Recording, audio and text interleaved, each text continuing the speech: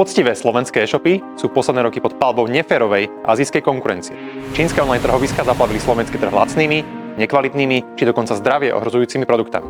Odhadom vyše 200 miliónov eur utratia Slováci u čínskych predajcov, ktorí často obchádzajú európsku či slovenskú legislatívu a likvidujú tak množstvo slovenských e-shopov.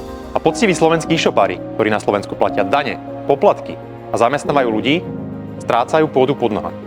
Slovensko zatiaľ nemá prakticky žiadne mechanizmy, ktoré by chránili slovenských podnikateľov a spotrebiteľov. A ak s tým nič neurobíme dnes, o pár rokov už tisícky slovenských e-shopov nemusia existovať. Preto vzniklo občianske združenie e-commerce Slovakia, hlas slovenskej e-commerce komunity.